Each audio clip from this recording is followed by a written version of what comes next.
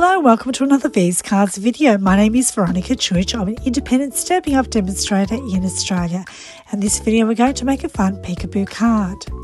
This project involves various techniques including stamping, die cutting, dry embossing, colouring, and I'll also show you ways you can step it up and some variations of the same card. I'm so excited to share this video with you. I hope you enjoyed. It's just under 7 minutes and it's jam-packed with all sorts of tips and tricks. So let's get started.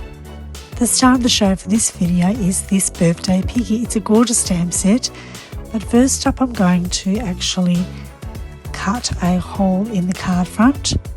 You'll notice on the top left-hand corner I've got the order that I normally would do a card, except I might stamp first. I do change it up a bit in this video because I did some different takes and I had to keep changing, and I did quite a few different cards, so please bear with me and hopefully you'll still be able to follow how the card is made, even if it's not in the order I would normally do it in. So here you see the piggies already stamped and coloured. I will show you the stamping and colouring process a little bit later. Right now I'm showing you how I'm using the blending brush to add some colour and dimension and make those bricks pop. For this card I decided to blend also on the inside of the card. In one of my cards you'll also see that I use pencil to colour in the mud as well. The small butterfly image adds a bit more interest as well, so I do end up putting one on the outside and on the inside for this particular card. Oops, made a mistake. I'm just going to use a fine marker to correct that mistake. I'm rushing through the colouring process, mainly doing small scribbles. I think the watercolour pencil is quite forgiving, so long as you go fairly light. Now we're reversing back to stamping, so I'll show you a trick on how I was able to find the correct position for stamping in the piggy.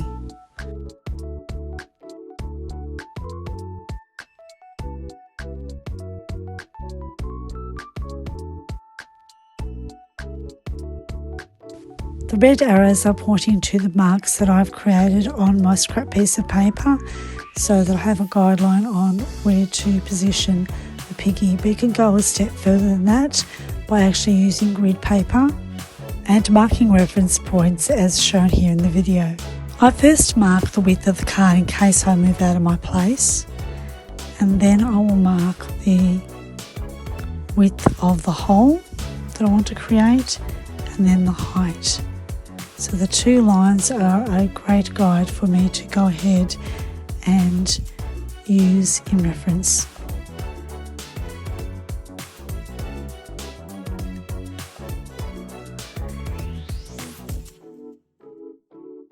For this card I'm actually going to have two butterflies on the inside, and I'm also going to stamp a sentiment on the bottom right hand corner.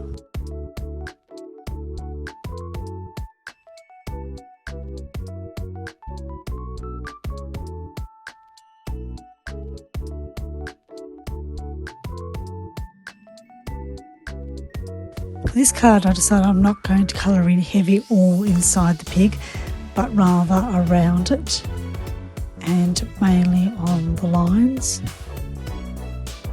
And I'm just using a scribbly type of loopy swirly technique that I often use, and I do that in a hurry. I just make sure I press lightly. For the stems of the flowers though, I will press a little bit harder.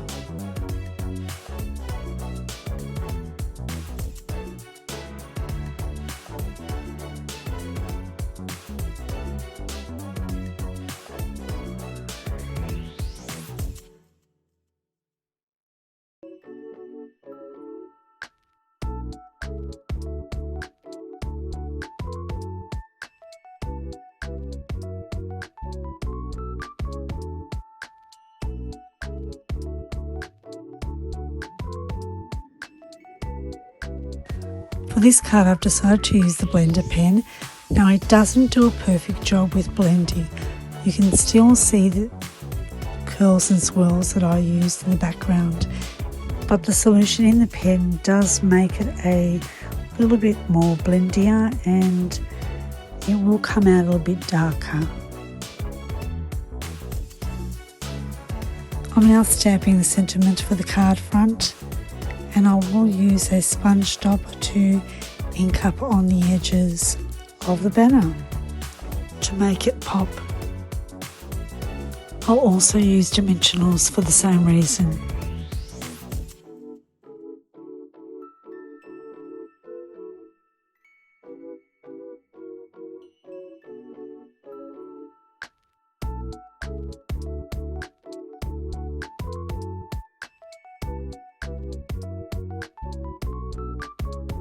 But before I do that, for one of my cards, I decided I'm going to spit some Wink of Stella on the card front. It's so subtle though, the camera won't pick up on the shine, but I guarantee that there are some gorgeous little sparkles there.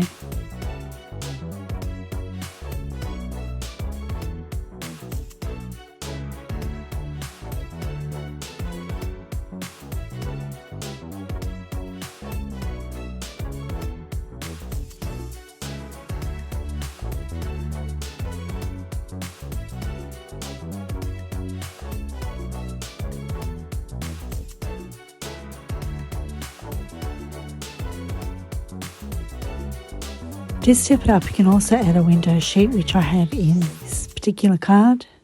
And in the final card, you'll see that I've actually used some gold leafing as well as some butterflies. Thanks so much for watching. I hope to see you again in 3 weeks' time. In the meantime, take care and happy crafting.